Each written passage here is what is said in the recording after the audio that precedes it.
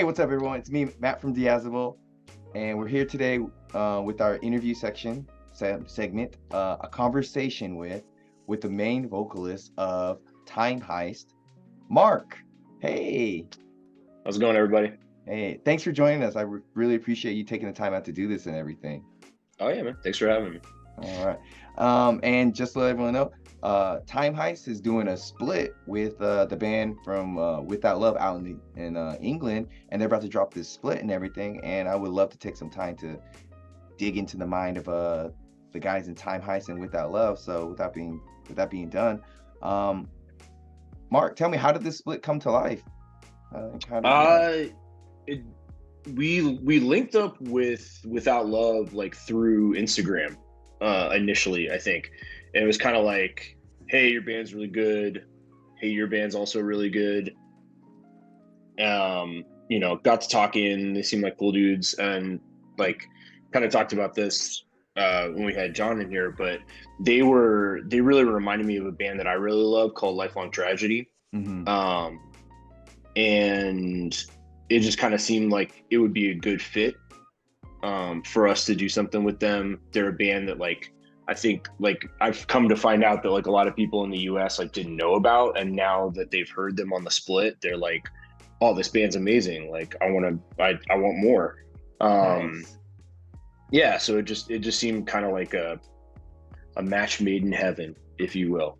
I will say, listening to the songs on both you guys' side, and then like the combination of like your sound, time heist sound, and you Without Love sound, they really complement each other on the EP really well. Like it's Mhm. like you said, Match Made in Heaven. It's like perfect combination of flavors. So kudos on picking a great band to do a split with. Like, Oh yeah. yeah. I wanted to ask a little bit, dive into like the recording of your guys' side of the split. Like, how did you come up with the songs? Where did you record? And just overall the experience of doing a split? Because I'm thinking also this is your first split with the band, correct? While in Time Heist, right? Yeah. So this is technically our second release. Mhm. First release was the EP. We skipped doing a demo and just went straight to an EP. But yeah, we recorded most of this actually in our guitar player Robert's living room. Oh, Yeah, all and together these or were separately, like throughout the no, band? like separately. Yeah, Uh, and he has like a recording engineering background. So Noise. he's got the whole setup, and so it makes it easy on us because not only is it like a lot cheaper, it's a comfortable environment. Like it's not like the pressure of like going into a studio and Mm. working with an engineer that we've never met before, and all that stuff. So yeah, we did most of the recording in his living room. And these were songs that like we had that we didn't use for the EP, and we didn't think that we were going to use for the full length that we're Hmm. working on. Ooh, Um, exclusive. What? um, so we threw those together, and then decided with the Without Love guys that we each wanted to throw a cover on there. And this is the cover that we did. My Better Half by One Last Wish is Yes. a song that I love and have been wanting to cover for a while. So this was like a good excuse to like throw it on a recording. And speaking of the cover, like just wow, like it was Uh, really that's good. Like, I mean, I like the two originals that we did on this, but the cover is my favorite song on our side of the split, like for and sure. oh, like, but prior to me like listening to it, I was like, well, I gotta make sure right before I listen to the cover, I gotta listen to the original, just so Mhm. I already know the songs and stuff. I wanted to like be fresh in my mind right as I hear it. And you guys really just did a great job with the production and everything, and just straight up, I'm gonna put it right now, you killed it. You killed it. I I mean, we had a really good song to work with. There wasn't really much that we had to do to it. Yeah, I will say, yeah, it's an amazing song, but it's like you made a song that's already amazing, like more amazing too. It's like that's pretty impressive. Like kudos to you guys.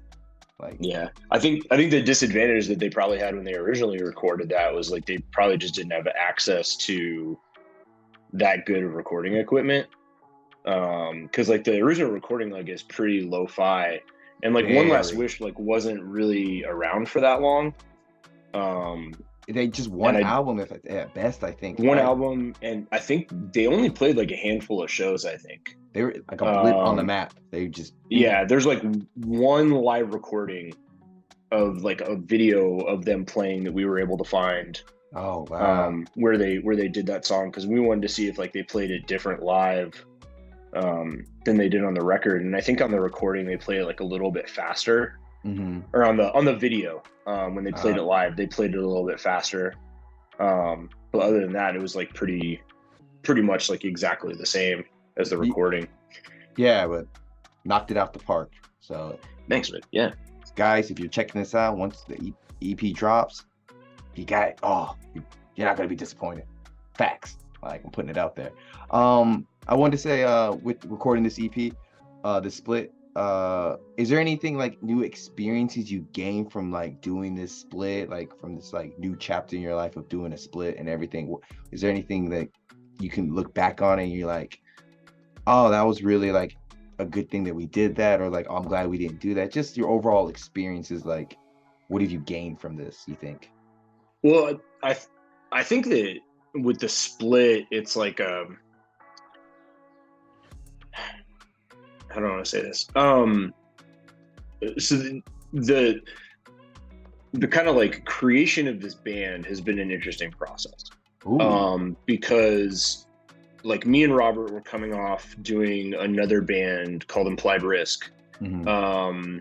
that he had joined after we had recorded some stuff, and then kind of like during COVID, like we just couldn't make it work, and that band broke up.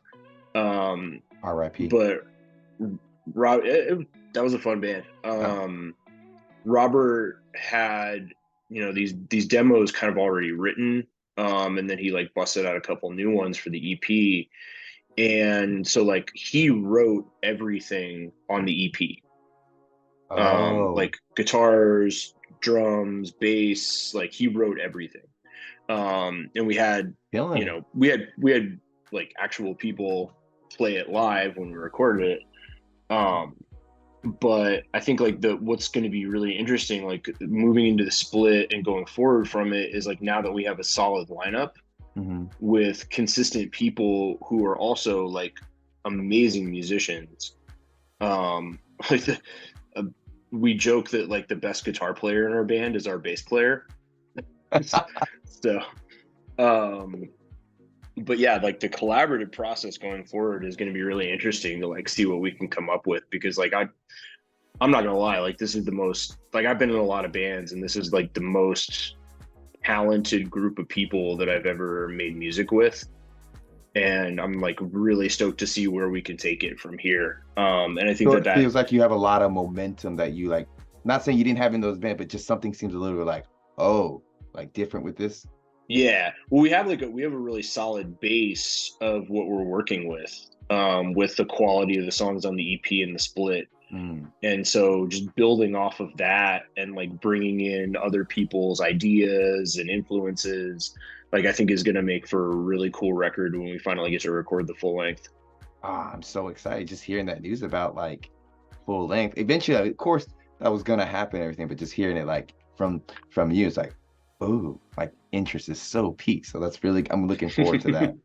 Which makes me want to ask, like, I mean, I was gonna ask, what are your hopes and plans for like the next few months and years? So I mean, got that coming out? Like, do you have some shows lined up or things that you want to like talk about the future with about the band that you want to disclose right now or anything, or just any hopes you have? Uh, yeah, for the rest of the year, we pretty much have the whole thing planned out. We're playing with Gorilla Biscuits and H2O, on July 20th at the Oriental Theater. For anybody in Denver that might be watching this, come out to that show.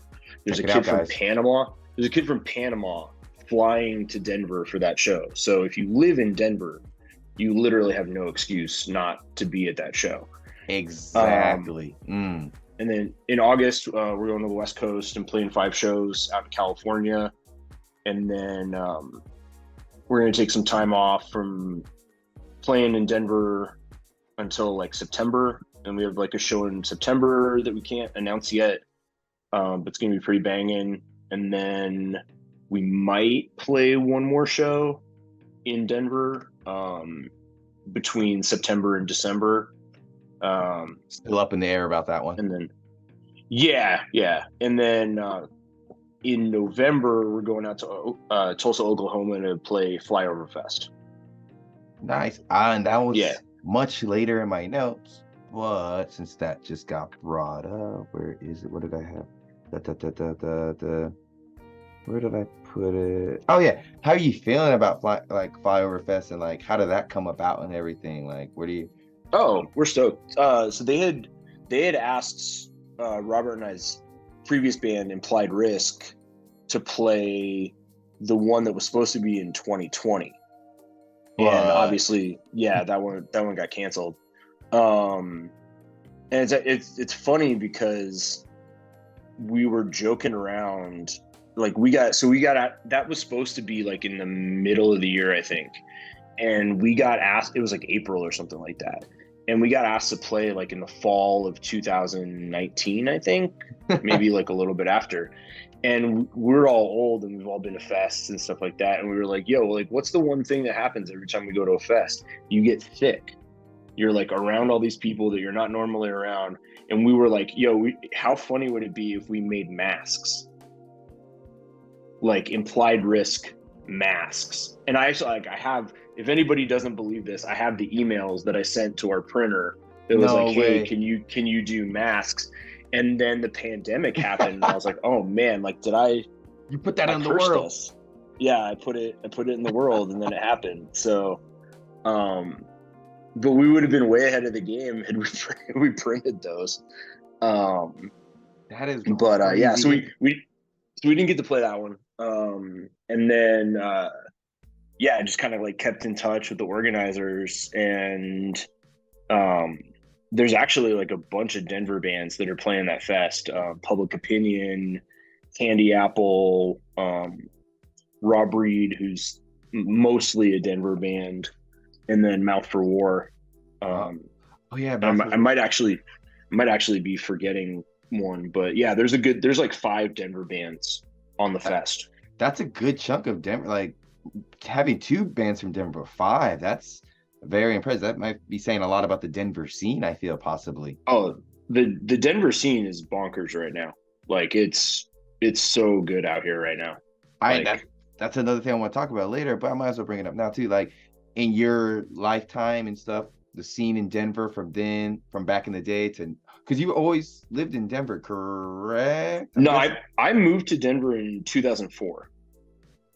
I see. Yes, I grew up in Albuquerque, and I started booking shows in Albuquerque in like 1998, and then moved to Denver in 2004 and started booking shows like almost immediately after moving here. And I've pretty consistently booked shows since then, or booked shows or played in bands, like one or the other.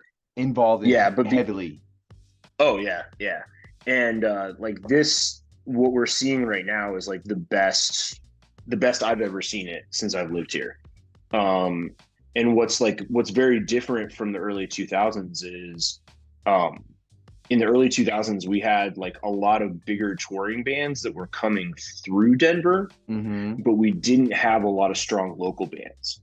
The local scene was there like none. Like it was just desolate. I mean, there was, I wouldn't say desolate. It's just there wasn't like it. You kind of had to put the same bands on every show because there wasn't a lot of bands to go around. I get that in the sense of living in Korea, Seoul, small, like just it's the same bands over and over because just nothing new is coming out of the scene. Yeah. I see. So yeah, we were real limited in like, all right, like there's like 4 shows that we're booking in July in 2005, and we have 6 local bands. Like how are we going to spread those out over all the shows that we're doing? But now there's a ton of local bands. Too many to count. Oh yeah, I couldn't I couldn't sit here and name all of them. I don't think off the top of my head. But I think the other big difference is just the quality of those local bands is like above and beyond a lot of what we had like in the early 2000s and like in the mid 2000s. And like the aughts or whatever you want to call them, like the 2010, 2012.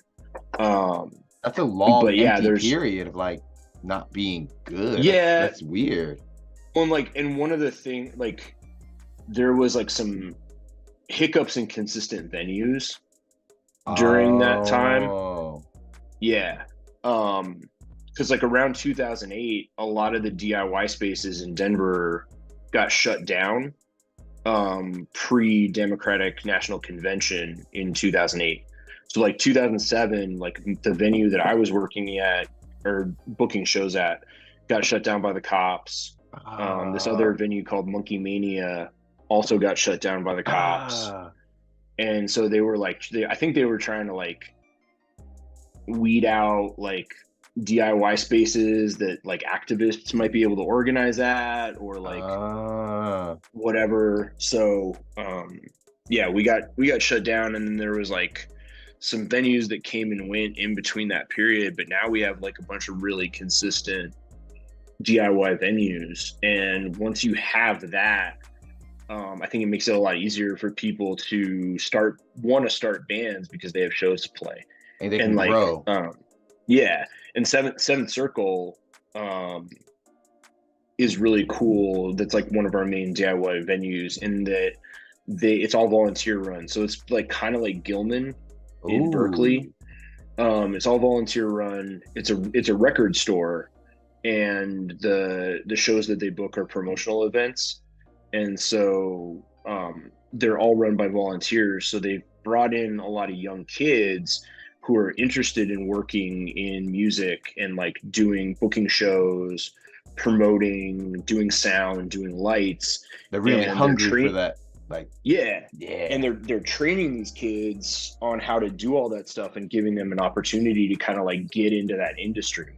So you've seen a lot of kids that have come out of their like volunteer program that have become like pretty successful like DIY promoters, and they also let bands practice there.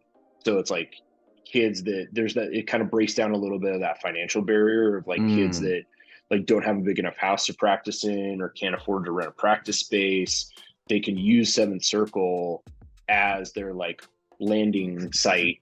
And like bands have recorded there. And so that's like Seventh Circle, Aaron Tsai, like shout out to them. They've been like amazing in developing the growth of like the Denver music scene, not just the hardcore scene, but like the music scene in general, especially for like young kids. Nice. So anyone watching right now, if you're in Denver, Seventh Circle, support your local venues, just support your local stuff, because that's how we grow, guys. So really take the time, go look them up, find their info right now. This is my little plug. But word up. It sounds like, yeah, the number one factor of the aughts in the early 2000s was just no home base, and that's why there was there was nothing to grow. But that's so nice that there's a proper home base now, it sounds like, in the Denver scene. Yeah. Well, another thing that happened during that time too is like a lot of bands that had been touring across the country started to slow down because of gas prices. Like, you know, like post financial collapse or whatever, like financial downturn of like 2008, like gas prices were like up and down. A lot of people like just like didn't have money. So like a lot of the bands that you would see coming through like every summer, like on their way to Sound and Fury or from Sound and Fury or on the way to This Is Hardcore or on the way back from This Is Hardcore, they kind of weren't coming through. And so a lot of that stuff like really slowed down as far as like the quality of shows that we were bringing in. I remember that, lad, living in San Antonio at the time, having a car, using all that. Oh, that was, yeah, that time, 2008, 2000, all that was not fun. And I'm not missing that too much with all the gas prices. Oh, but it sounds like, I think bands are touring more like, well, they're touring like crazy right now, even with the gas prices right now. Yeah, well, I mean, like bands are doing it like a lot smarter. They're hitting a lot of like the smaller cities and cutting down their drives, which I think is making a big difference. So like places like El Paso, Texas has a Oh, really good scene right now because a lot of like bands are going through there. Tulsa, Kansas City, Denver, Albuquerque, the scene in Albuquerque is popping off.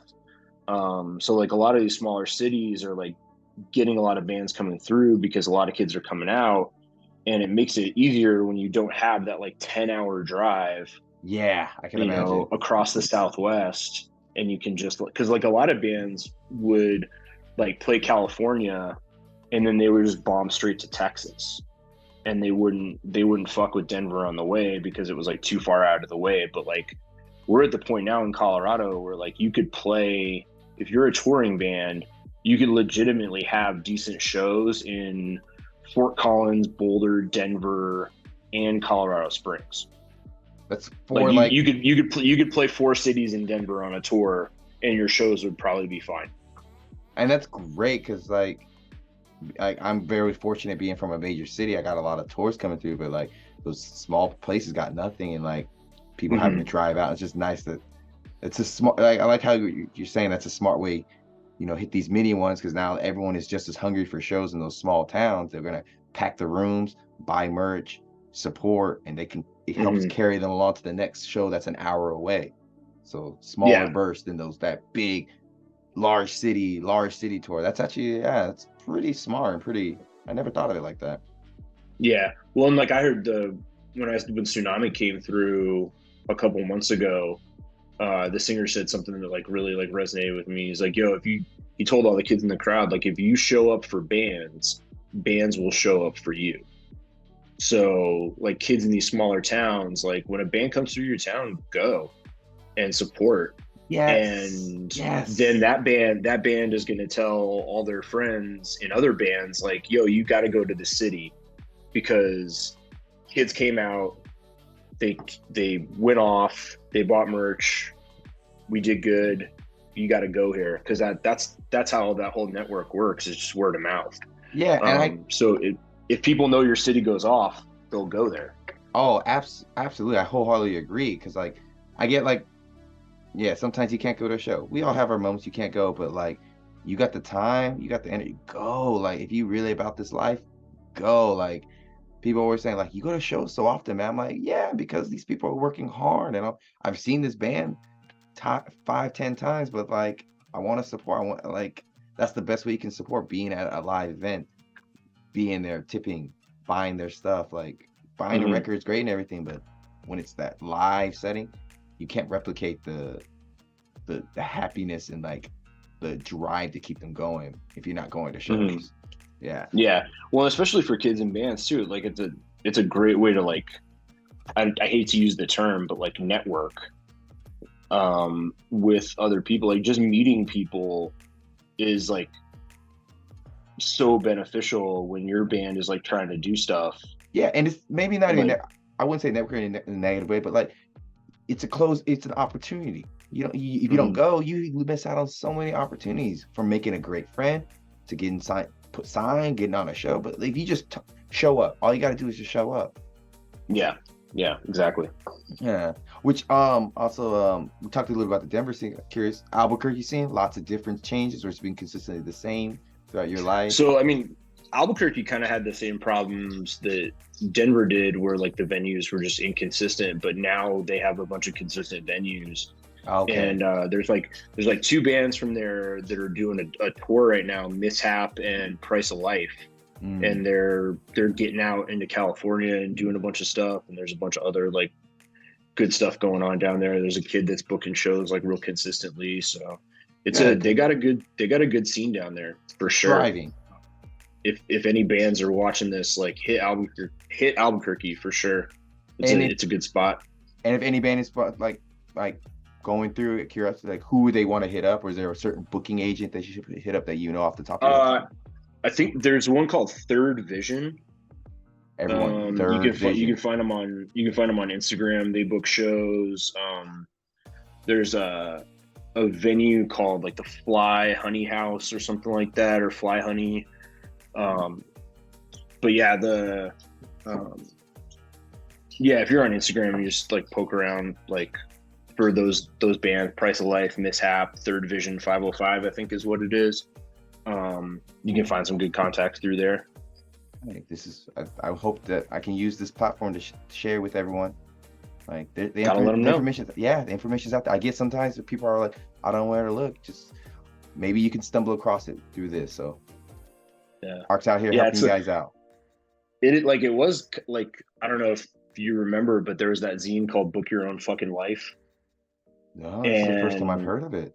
Yes, Maximum Rock and Roll would put it out, and it was a like printed, like basically like guidebook to booking contacts in different cities. Nice. Yeah, and I don't know if there's like a web version anymore or whatever, but like that used to be, you get Book Your Own Fucking Life and you just look through it and like see what all the contacts were for different cities, and you would just like call those people up and be like, hey, can you book my band?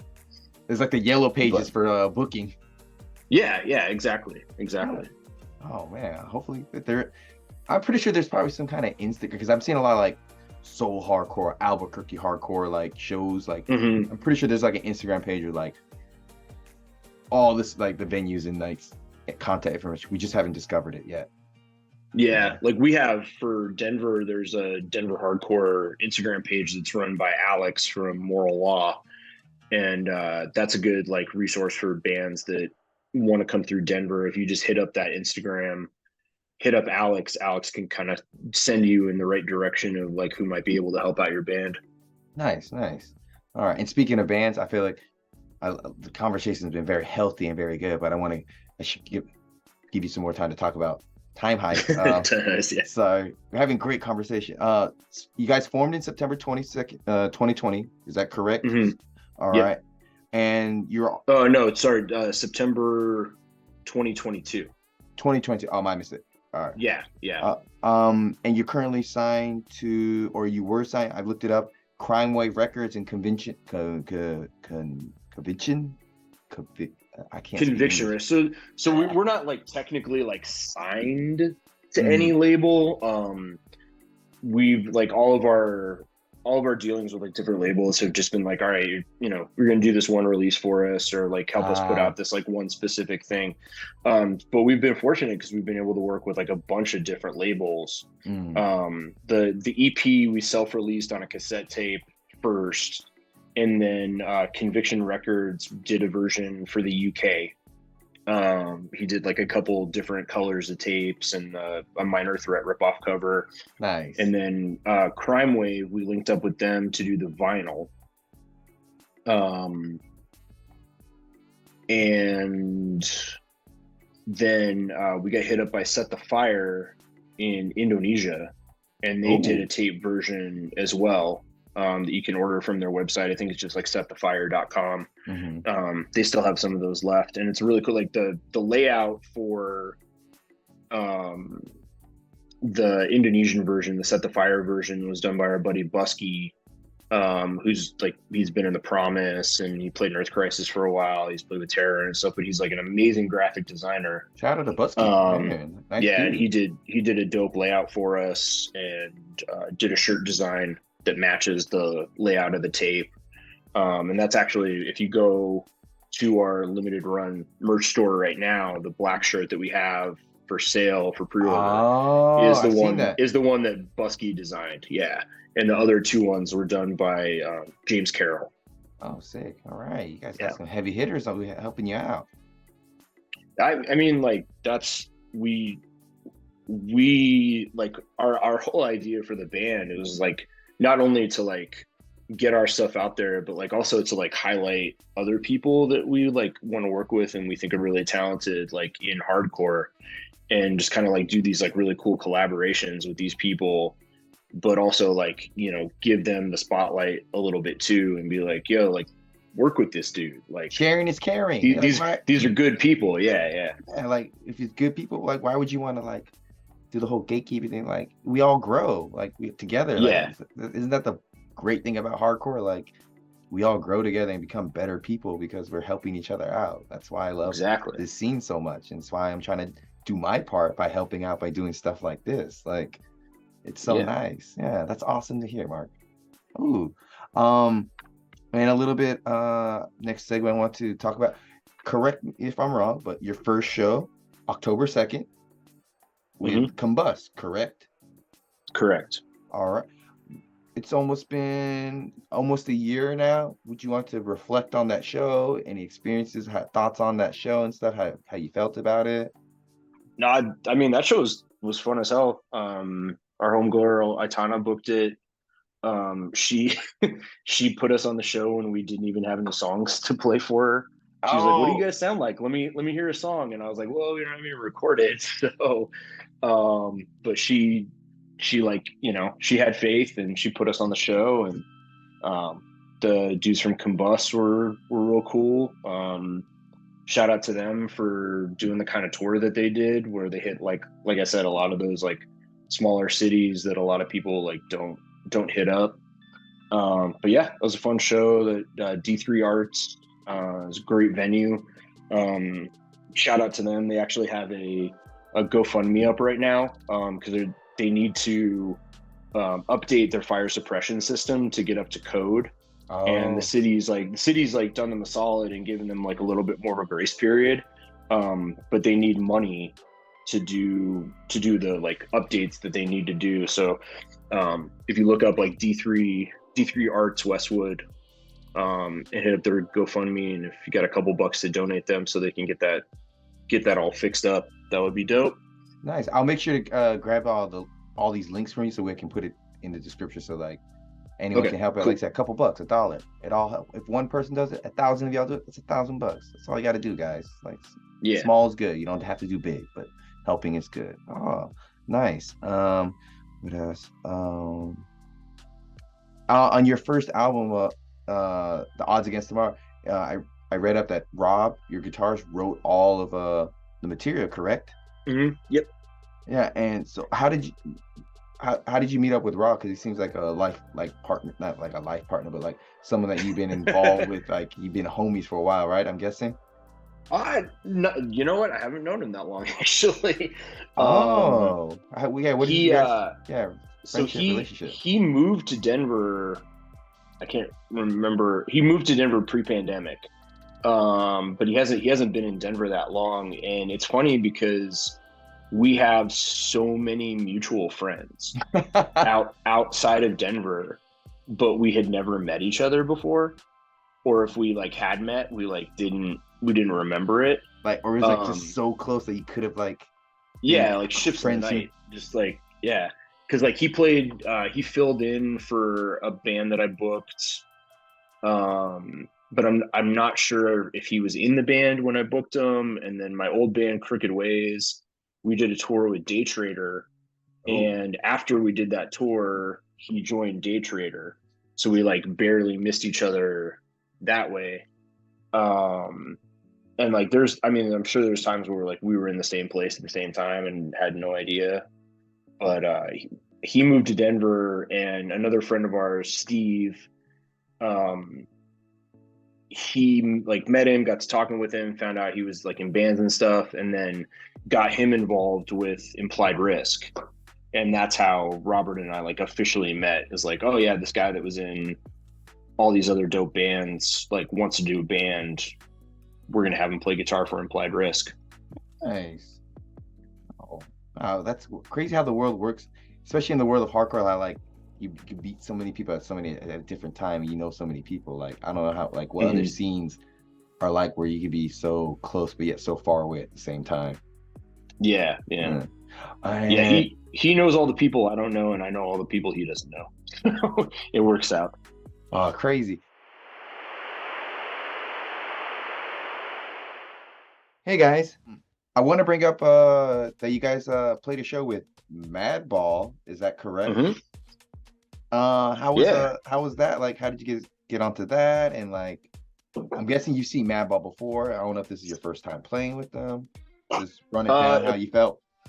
A previous band of mine had played with them in, I can't remember what year it was, but there was like a what was called a 10 for 10 tour So it's like 10 the 10 for bands 10 for tour. You yeah, played on the 10. Oh my yeah. god. And we got on like very last minute, like the band that was supposed to play, the one local band that was supposed to play ended up not being able to do it, so we like hopped on last minute.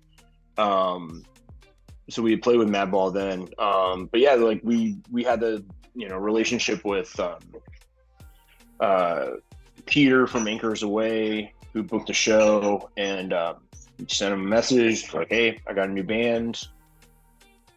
Can we play with Madball?" And he was like, "Yeah, sure." No, So nice. it's kind of happened like that.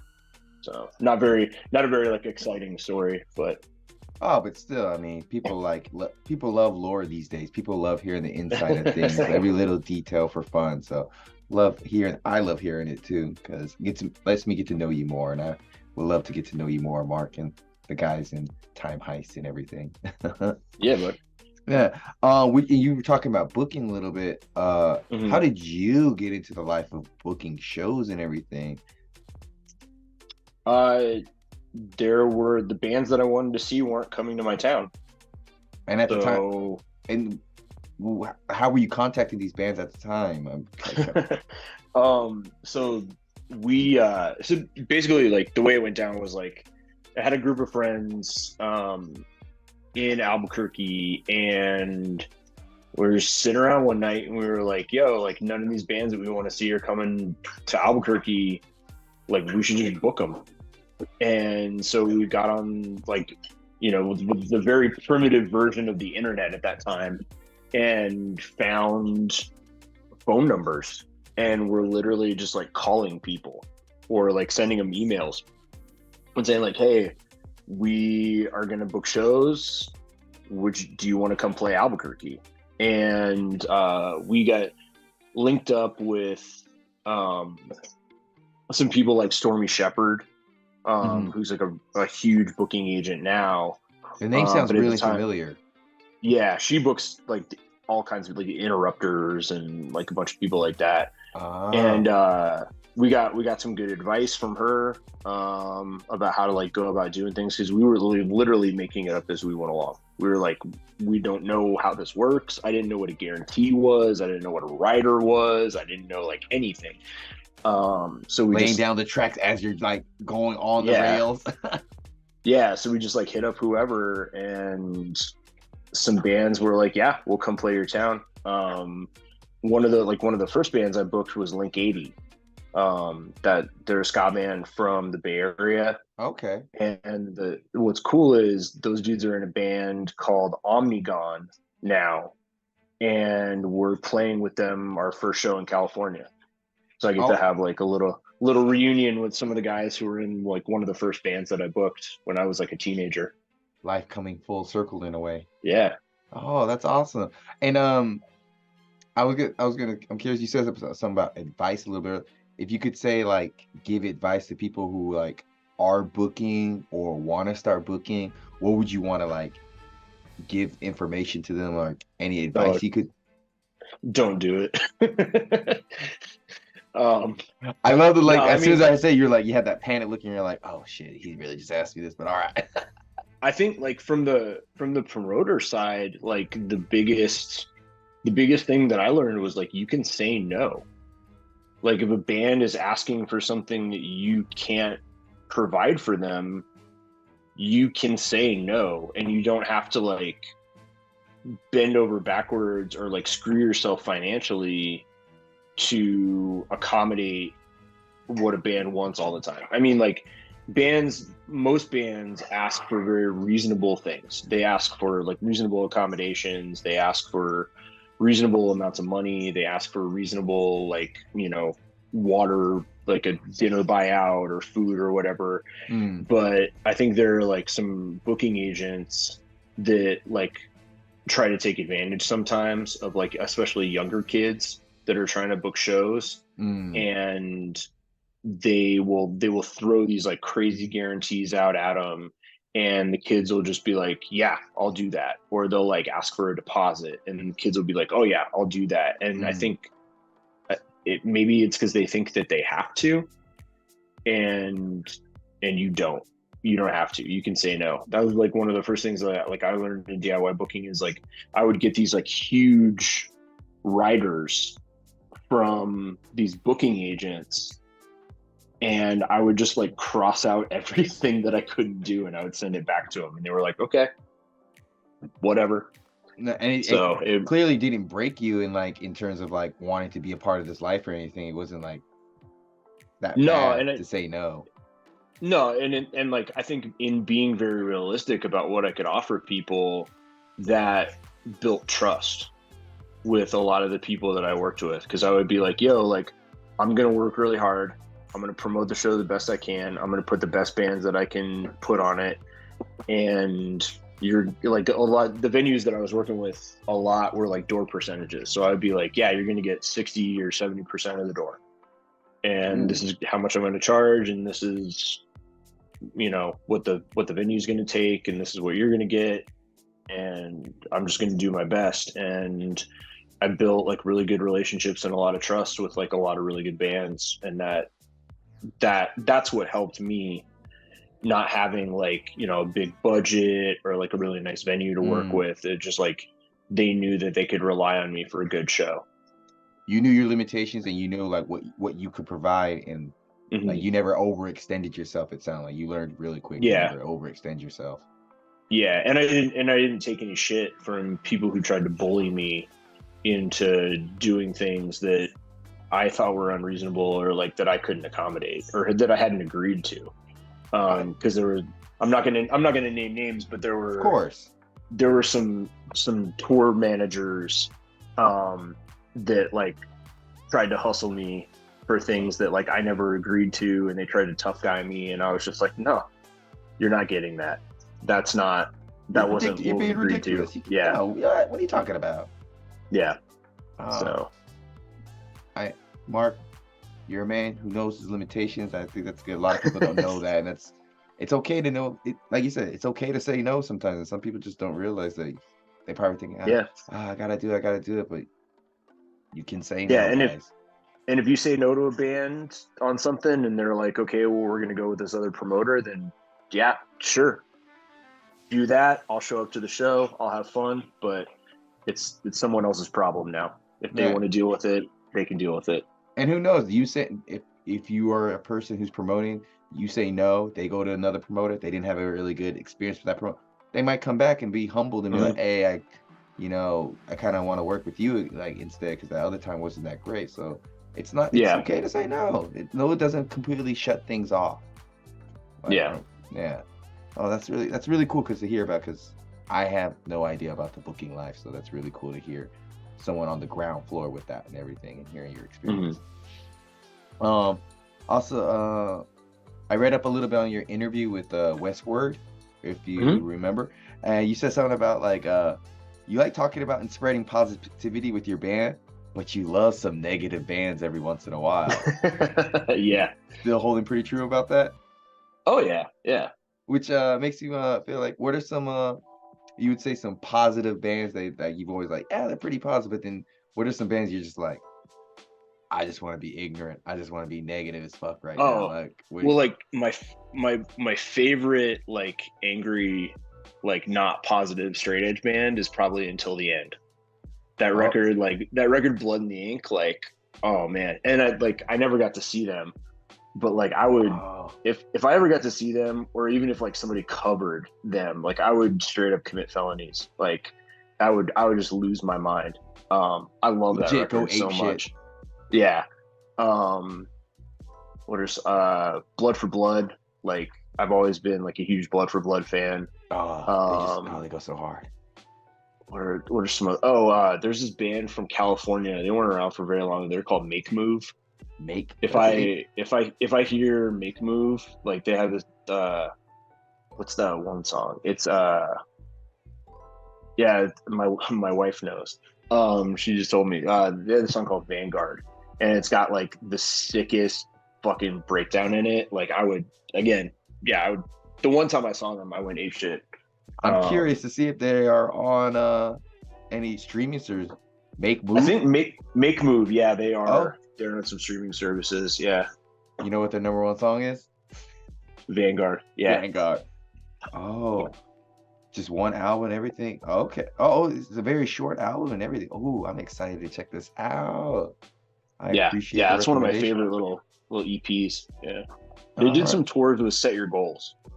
Oh, In that's a like name I haven't heard in a while. early 2000s. Yeah. And whoa, and it make movies pretty heavy. It sounds like, and then playing with Set Your Yeah. Goal. Well, I guess Yeah. Set Your Goals always has that DIY hardcore like core value in them, so they can always play with anyone and never be like, Yeah. why are they playing together? But it always makes sense, I guess. hmm Any other like negative bands that you can think off the top of your head, or Um.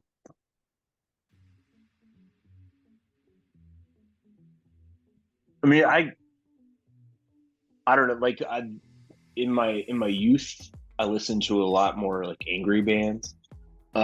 which was what, Now 2-3 years ago? Yeah, you're pretty young yourself. Looking good, sir. No, like I mean, now I just mostly listen to like the Smiths and like the Happy Mondays and Stone Roses and the DMAs and all these like not angry, not hardcore bands. We all shift. We change perspectives. We want something new. You can't listen to the same thing over and over. Like you expand. It's understandable. Yeah, yeah. I mean, like, 9 Inch Nails. Like, I've always been like a big 9 Inch Nails fan.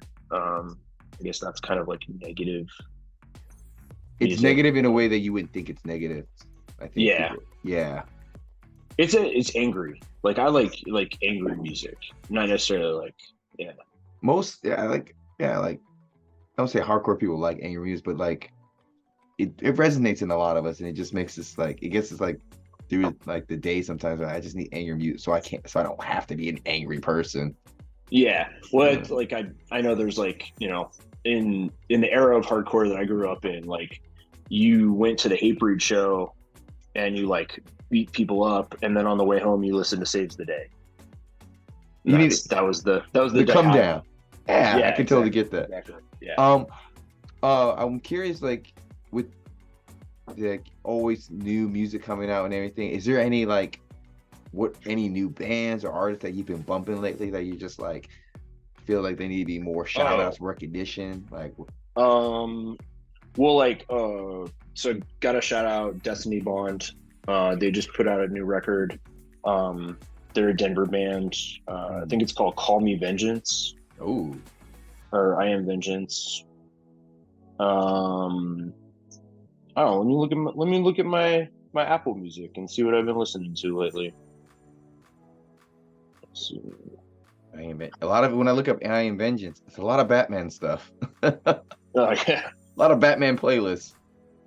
A band we're playing with on tour that I just found out about that's really good. It's called Shiva. Shiva. Ooh. SHIIVA. It's like real like groovy hardcore. I honestly think I've actually heard of them. Like, yeah. The name sounds hella familiar, especially when you said the I. Yeah. Shit Eating Grin from Colorado Springs. They just put out a new EP that's really good. What else have I been listening to? I listen to like all kinds of, like I just like started listening to the dude Macado, who's like a rapper that's from the neighborhood that I live in. His shit's really cool.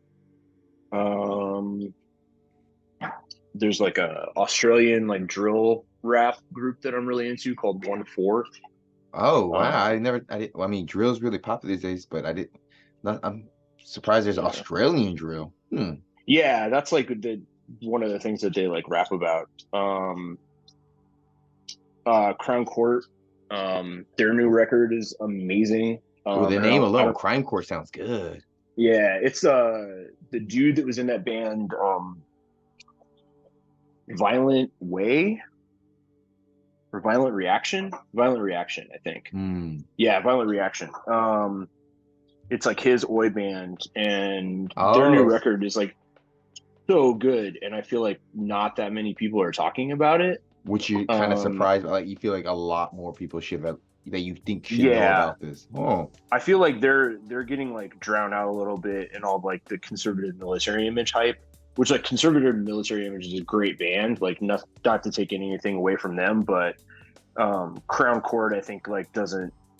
They're just as good, if not better, and they just don't get the same amount of love that CMI does.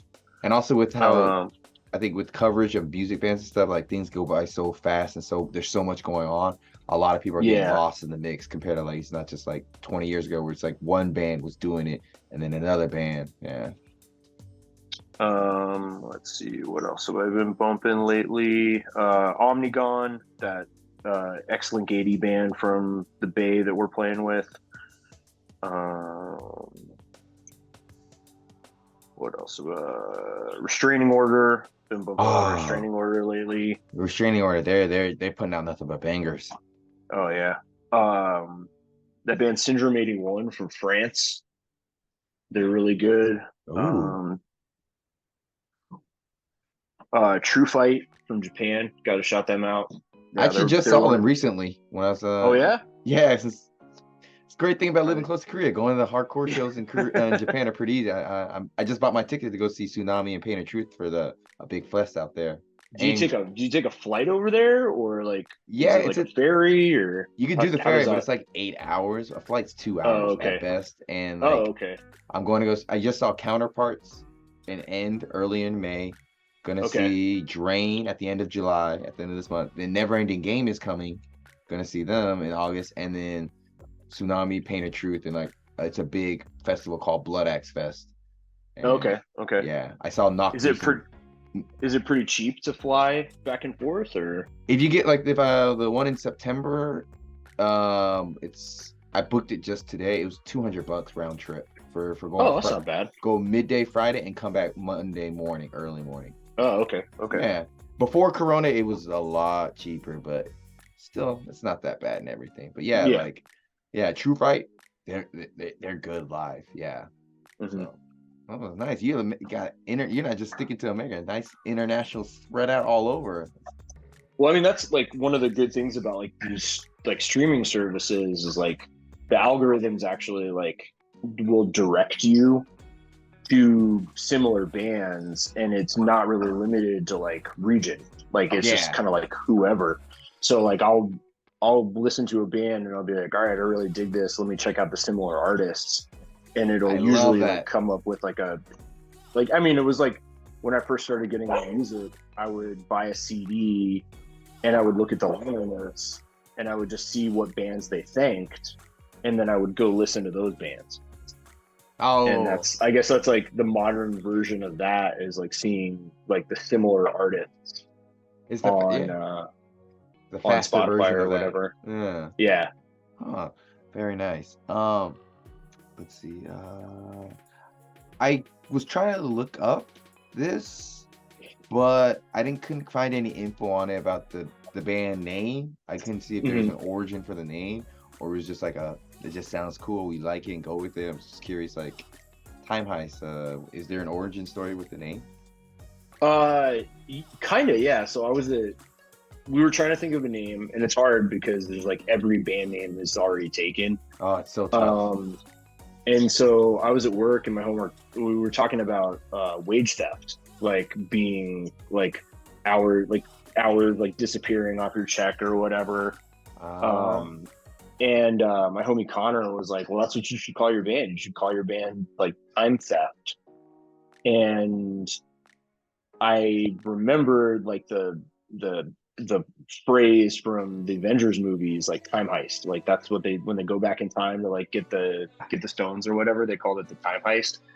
And I was like, oh yeah, Time Heist. Like that sounds like a cool name. And so I looked it up, and there was actually already a band called Time Heist. So that's why we added the X. I mean, because we're straight edge, and the hardest kids still put an X by their name. And usually they always put the N. I like that you guys put it in the middle. No, yeah, you got it in the middle. Switch it up it's a bit. at the center of all things. Speaking to my heart. So yeah, we went with that, and there's like some other like kind of connections. I don't want to say there's certain things in some of our past that are very heist like in the band, so it's got like a little like connection to that, and also like me like overthinking it and overanalyzing it and being philosophical about it. I think of like Please. hardcore as like stealing time, because like people in hardcore are like, you really do like through this scene, through this music or whatever, you get to be younger longer than a lot of other people. Like everybody that I know that's into hardcore, like not only like still acts very like, and I don't want not immature, but like youthful. Like they still have like things that they're excited about, and they're a little less like beaten down by the world. You know what?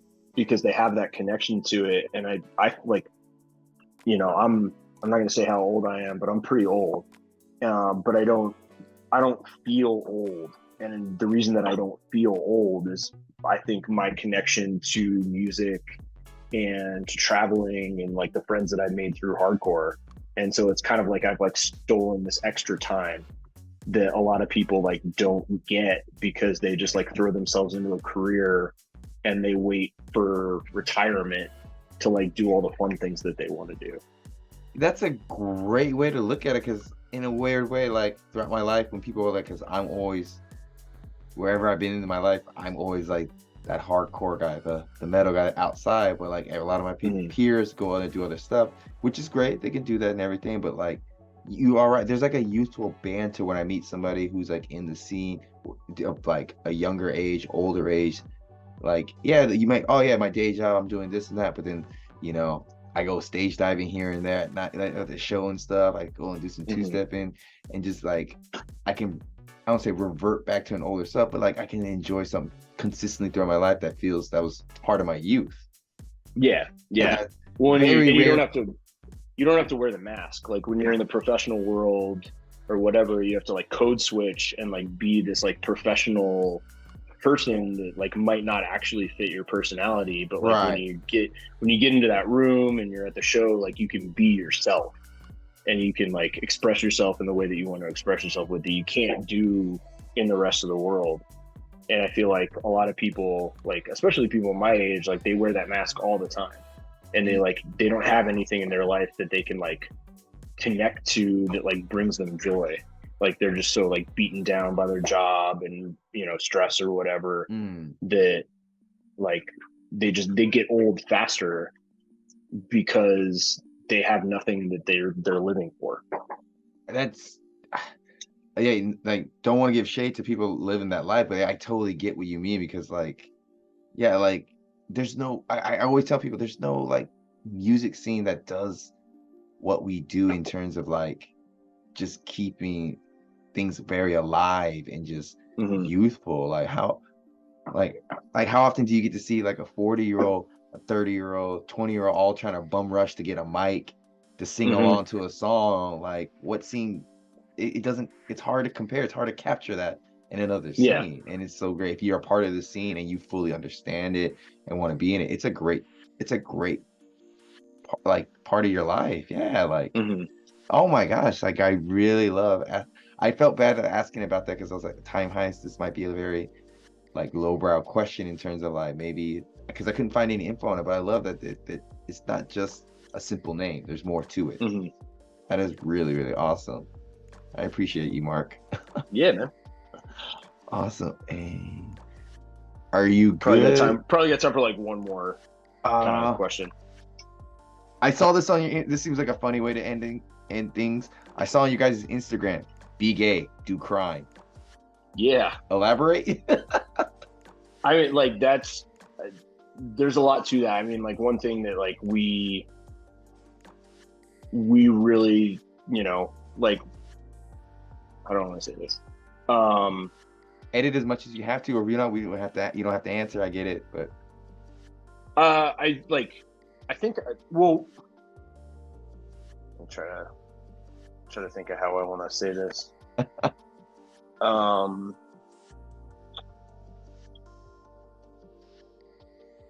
Well, like first of all, like we're like lyrically, we're like not a very like political band. at least thus far, we haven't really like written like a lot of political songs or whatever. But I think that like us as a band, we have like an opportunity to show solidarity with different causes and different things that we feel very strongly about. Mm-hmm. And one of the things that's like really really shitty right now in America is a lot of the legislation and a lot of things that are getting passed that are detrimental to the lives of like queer and trans people, to the point where it like puts their lives in danger.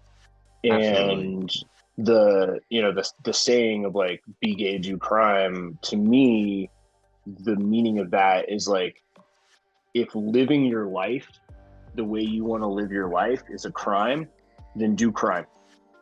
If like, not to say like in a negative way, but like if drag shows are a crime, let's fucking do crime. Let's If fucking do being it. gay is a crime, let's do crime. If saying gay is a crime, let's do crime. Like that, just kind of having that like that solidarity and like our government, our leaders or whatever are really trying to like oppress people, and our response to that is like, fuck you, like we're not going to play that. So that's kind of like what it means to me, and I think that would be what it means to the other members of the band, is that we just like, we're going to stand against the things that we think are fucked up, and we're going to stand with the people that we love. So. That is awesome to hear, because I think times are really hard and weird right now. It's just, let people live their lives. Let them be. No one's hurting them. Just let them be. Mm-hmm. Find your own Well, business. and it's crazy because like some of the laws in some of the places that people are passing, like they're like, no drag performances or whatever. Like the way that those laws are written, it could be in such a way that like if you have someone who's in a band, who's fronting a band, who's trans, the mere performance of them in that particular state could be considered a crime. Oh my God. And so, I mean, like, yeah, that's the reality of it, and it's fucked up. But we know trans people in bands that are still going to those states and saying, fuck you, like I'm gonna get on stage and I'm gonna do my thing. I don't give a fuck what your laws say. And we support that. That is awesome that you guys support that. I just feel so bad. I won't say I'm disconnected, but it just feels so weird. Like my mind, like America 10, I'm still stuck in 2014 mindset of like where I left America. And it's just crazy how things have just gone in a weird way. Like, yeah. Well, I mean, I think that, they were always weird. just more open about it, in a sense of like people it's being like hostile and aggressive about it, like overly aggressive. Yeah. And so I think like the only reaction to that is to also be aggressive in your defiance of it. And these people have been taking the high road for a little bit too long, so it's a little bit almost fire with fire at this point. Sometimes it feels like no, can't solve every problem with a hug. You cannot. But hopefully we can be gay, do crime. We can come together and do some good. Hopefully things can just get better in some way. It's a big can of worms to unwrap at the end of this segment and everything. No, you're good. But yeah, thank you, Mark, for taking your time to do this and everything. But thank you for having me. Appreciate it. Yeah, and like such a weird coincidence that I happened to pick both y'all's bands and did reviews and was able to delete this to do this. And I'm a fan of y'all's music and everything, and I'm happy to do this. The universe provides. It does. The universe is a funny place. Any last remarks you'd like to say to anyone before we're heading on out? Just shout out to Denver Hardcore, Colorado Hardcore, Convulse Records. Shout out to Crime Wave. Shout out to Our Pride and Ugly and Proud and Best Life for helping us out with the split. Go order it. It's available UK, EU, and US. So wherever you live, you should be able to get a good deal on the shipping. And that's all I got.